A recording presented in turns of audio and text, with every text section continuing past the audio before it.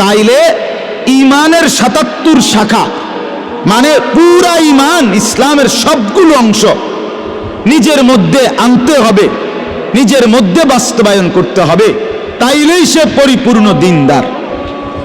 কথা বোঝেন নাই আপনি?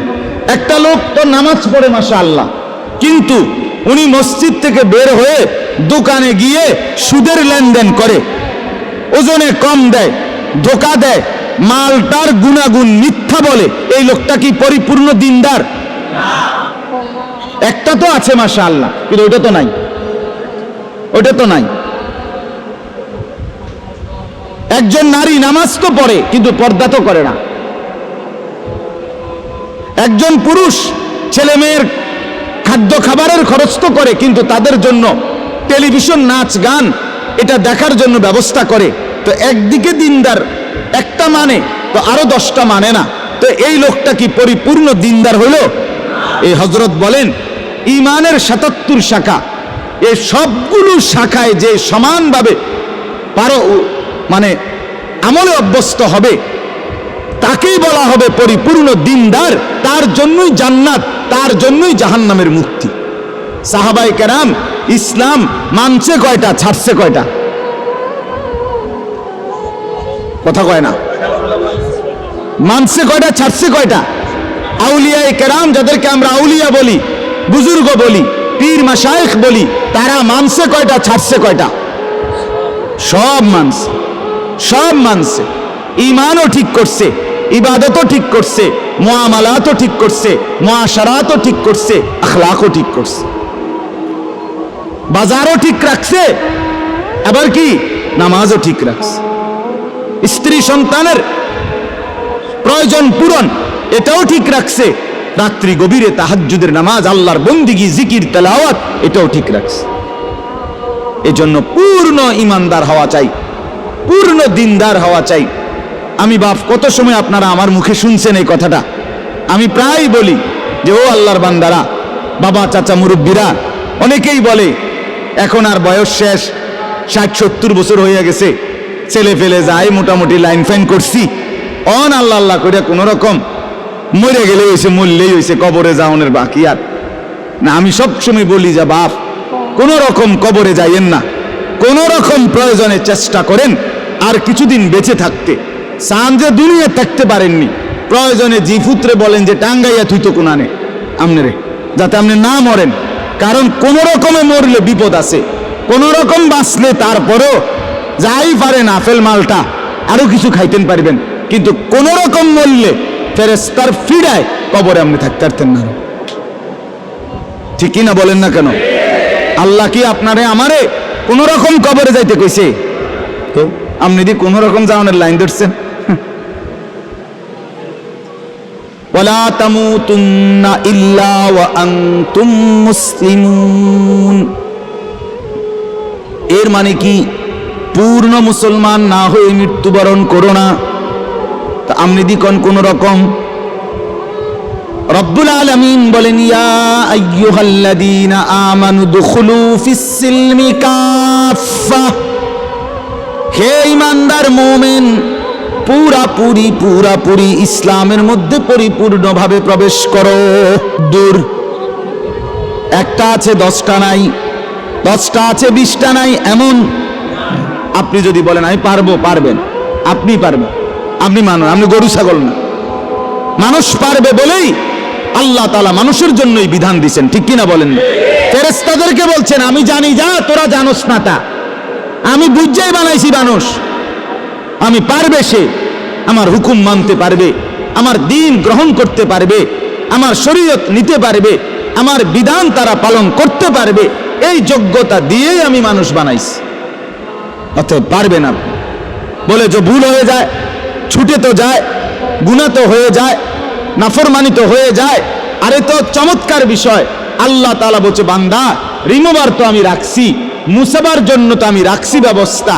যতবার হবে গুনাহ ততবার তওবা করবা, ততবার তওবা করবা, বারবার তওবা করলে আমি পুনরায় তোমারে আবার মুত্তাকি বানায় দেব।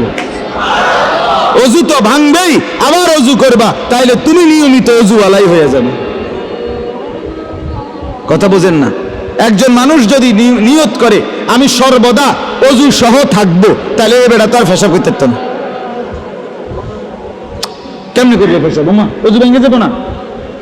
কথা বলেন না কেন? তার মানে কি? তার মানে কি বলেন? সাহাবীদের জীবনীতে আছে, আউলিয়াদের জীবনীতে আছে, তিনি সর্বদাই অজু অবস্থায় থাকতেন। তার মানে পেশাব করতেন না,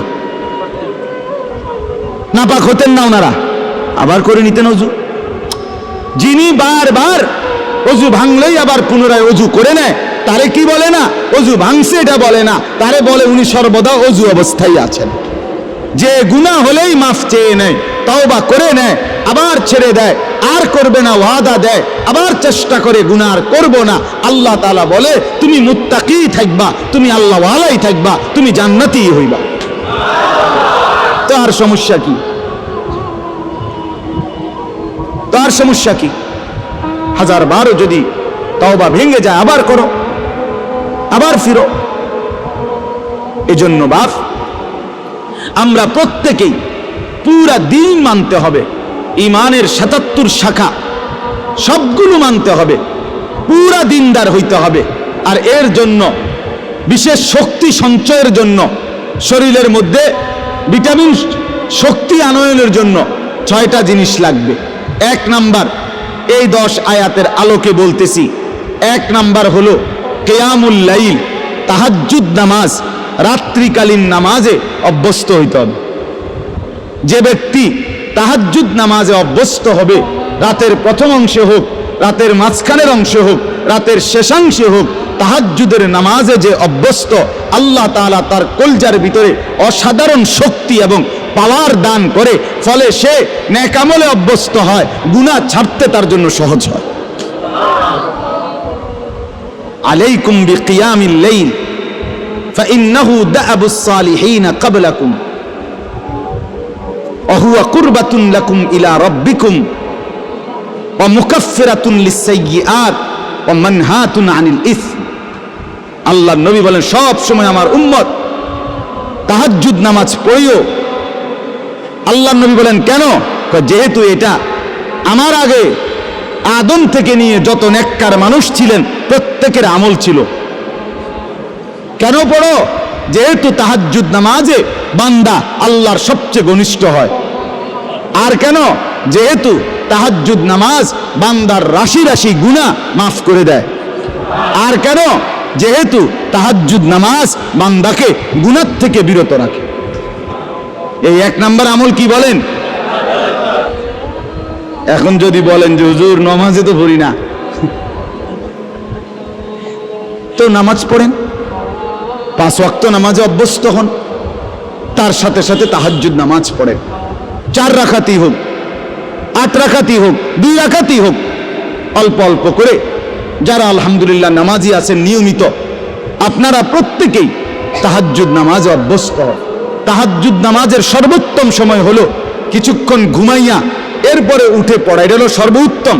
বাকি সমস্ত ওলামায়ে কেরামের মতামত এটা, যে যদি কেউ কষ্ট হয়, নাই পারে কোনোভাবে, তাহলে কমপক্ষে যদি এশার নামাজ আদায় করার পরে সে যদি ঘুমানোর আগেও তাহাজ্জুদ নামাজের নিয়তে 4 রাকাত, 6 রাকাত, 8 রাকাত নামাজ পড়ে নেয়, তো আশা করা যায় আল্লাহ তাআলা তাকেও তাহাজ্জুদের নিয়ামত দান করবেন।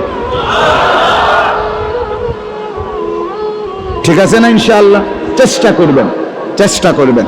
2 নাম্বার, কোরআনুল কারীমের বেশি বেশি তেলাওয়াত, সহজভাবে, সুন্দরভাবে, বিশুদ্ধভাবে, সঠিকভাবে, একবারে মনের মধ্যে আল্লাহ তাআলার মহব্বত আর ভালোবাসা নিয়ে, অর্থাৎ বিশুদ্ধ কোরআন তেলাওয়াত, তারতিলুল কোরআন। 2 নাম্বার কি বলেন না? না শুধু কোরআন তেলাওয়াত করলে হইতো না, বিশুদ্ধ কোরআন তেলাওয়াত। বলেন 2 নাম্বার কি? যার বিশুদ্ধ নাই, বিশুদ্ধ করতে হবে।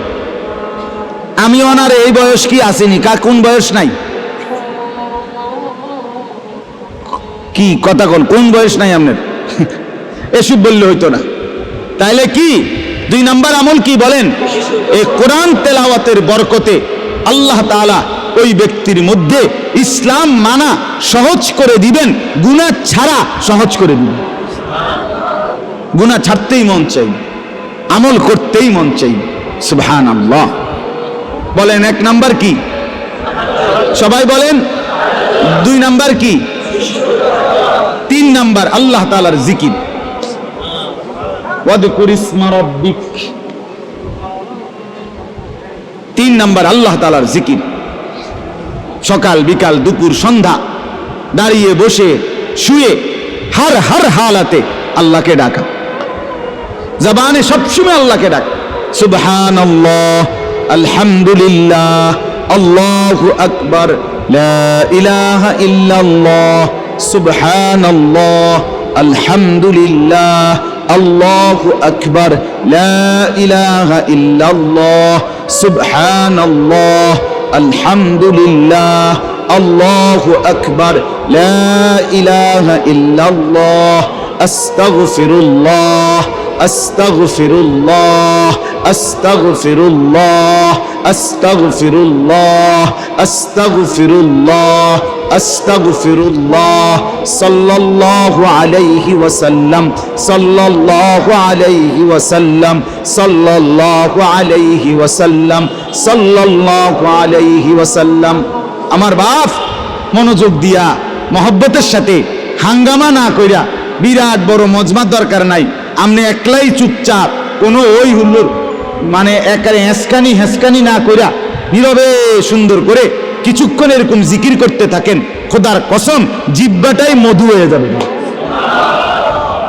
জবান শিরি হয়ে যাবে, মধু হয়ে যাবে, মধু, কলিজা আলোকিত হয়ে যাবে। কিছুক্ষণ পরে অনুভব হবে দিল আমার নূরানি হয়ে গেছে, আলোকিত হয়ে গেছে, দিল শান্ত হয়ে যাবে, পেরেশানি দূর হয়ে যাবে। তাহলে 1 নাম্বার কি বলেন? 2 নাম্বার কি? বিশুদ্ধ কোরআন তেলাওয়াত। 3 নাম্বার কি? জিকির। আল্লাহ তাআলার জিকির করবেন তো ইনশাআল্লাহ? চেষ্টা করবেন। ছেলেরা বাপ তোমরাও চেষ্টা করো, গাফলতি করো না ভাই, কোরআন পড়তে শেখো, পড়তে শেখো। তুমি মুসলমানের সন্তান, তুমি কোরআন পড়ো ভাইয়া। এই বাংলা, অঙ্ক, ইংরেজি, পদার্থ, জীববিজ্ঞান এগুলো হাসরের ময়দানে জিজ্ঞেস করবেন, কিন্তু কোরআন জিজ্ঞেস করবে, কোরআন সুপারিশ করবে। নবীজি বলছে ওইগুলোকে বাদ দেওয়ার কথা বলি না, ওগুলো দুনিয়া চলবে, কিন্তু কোরআন দুনিয়াও চলবে, আখিরাতও চলবে। আল্লাহ নবী সাল্লাল্লাহু আলাইহি সাল্লাম বলেন আস-সিয়াম ওয়াল কোরআন ইয়াশফাআন লিল আবদ। রমজানের রোজা আর আল্লাহ তাআলার কোরআন তিলাওয়াত সরাসরি আল্লাহর বান্দার জন্য আল্লাহর কাছে সুপারিশ করবে। রোজা বলবে আল্লাহ দিনটা তারে আমি অভুক্ত রাখছি, আর কোরআন বলবে আল্লাহ রাতটা তারে আমি তেলাওয়াতে ব্যস্ত রাখছি, তারে এখন কেমনে শাস্তি দিবেন? আল্লাহ বলে বাবুরে তোমরা যেহেতু দুইজন দুইখানে চাপ দিছ, যাও দিলাম, মাফ করি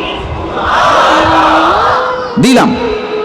তাহলে 1 নাম্বার হলো কিয়ামুল লাইল, এই আমলটার মূলত নাম হলো কিয়ামুল লাইল, তাহাজ্জুদ। 2 নাম্বার কি? বিশুদ্ধ কোরআন তেলাওয়াত। 3 নাম্বার কি? এই 3টা হলো অঙ্গ প্রত্যঙ্গ দিয়ে করা, মানে বাহ্যিক। জিকির করবেন কি দিয়া? জবান দিয়া, ঠিক না বলেন? কোরআন তেলাওয়াত করবেন কি দিয়া? জবান দিয়া। আর তাহাজ্জুদ নামাজ পড়বেন কি দিয়া? পুরা বডি দিয়া, পুরা অঙ্গ দিয়া, নাকি? এটা। আর 3টা পরের 3টা হলো ভিতরে, কলজের ভিতরে থাকতে হবে, ভিতরে থাকবে। 1 নাম্বার মানে 4 নাম্বার, হ্যাঁ, তাবাত্তুল, এটারে বলে তাবাত্তুল। কন্ত তাবাত্তুল, তাবাত্তুল অর্থ হইল সব কিছুর থেকে সম্পর্ক বিচ্ছিন্ন করে হৃদয় মন শুধু আল্লাহর সাথে সম্পর্ক যুক্ত করা। দিল আমার শুধু আল্লাহকে ডাকে, মন আমার শুধু আল্লাহকে ডাকে, ভাবনা আমার শুধু আল্লাহকে নিয়ে, আমার চাওয়া পাওয়া সব আমার আল্লাহর কাছে, আমার আবেগ অনুভূতি সব আমার আল্লাহর কাছে। দুনিয়ার কাছে আমি কিছুই চাই না, যা চাই যা পাবো মনে করি সব আমার আল্লাহর কাছে।